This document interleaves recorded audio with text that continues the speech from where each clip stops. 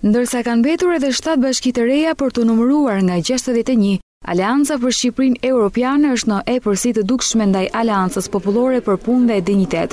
Megjithatë, palët i kanë rrëmbyer njëra tjetrës qytete të rëndësishme, ndërsa në mëngjes është rikonfirmuar edhe Elvis Roshi për Bashkinë e Kavajës. ASHE ka arritur të fitojë në 41 bashki, ndërsa APPD ka fituar në 13 bashki. Koalicioni Majt ka siguruar kështu fitoren në Has, Puk e Mirdit, ndërsa është konfirmuar në Korçë, Sarandë e Skrapar, Lushnjë dhe Tepelen. Nga ana tjetër, të djathët kanë rrëmbyer Selenicën, Përmetin dhe Pogradecin, duke mbrojtur Tropojën, Matin dhe Vorën, një prej zonave më të nxehta të ditëve të fundit, ku kryetari në detyrë Fiqeri Ismaili ka mundur me rezultat të ngushtë rivalin e propozuar nga Lëvizja Socialiste për Integrim, Luan Sallaku. Pas fitores, Ismaili falenderoi votuesit, por pranoi që priste një fitore më të thellë, ndërsa përfitoi nga rasti për të hedhur poshtë akuzat për përpjekje për të blerë votat. Në veçanti, falenderoj qytetarët e Bashkisë Vorës aktuale dhe qytetarët e Domës, se cilën ato me vot bën ndryshimin e rezultatit. Ne priqim rezultatin më të lartë, priqim një fitore më të lartë, por situatët që janë ngegruar gjatë këtyre zgjedhjeve në Bashkinë e Vorës kanë qenë situata shumë të vështira, jashtëzakonisht vështira.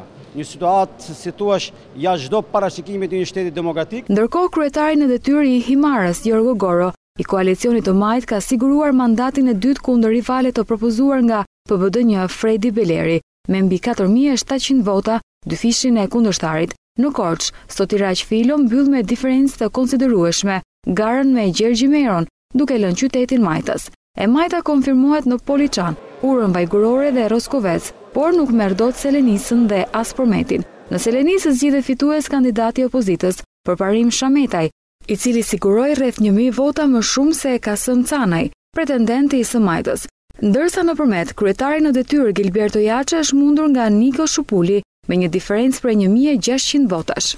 Në Mirdit, Ndres Deda i Aleancës për Shqipërinë Europiane fiton ndaj Gjergj Prengës të opozitës, duke siguruar 8377 vota ndaj 6751 votave të rivalit. Në Has është shpallur fitues Adem Lala me mbi 600 vota më shumë se kandidati i djathtë Elez Maçi. Në Puk, fitoria e kandidatit të Majt, Gjon Gjone, ishte tepër e ngushtë, pasi ai arriti të merrte vetëm rreth 100 vota më tepër se kandidati i Aleancës për Punë dhe Dinjitet, Rok Dedaj. Në Kurbin fiton Artur Bardhi me 11123 vota, ndërsa Altin Biba i dorëhequr mori vetëm 2313. Bashkia Pustec ishte e para që njohu kryetarin e ri.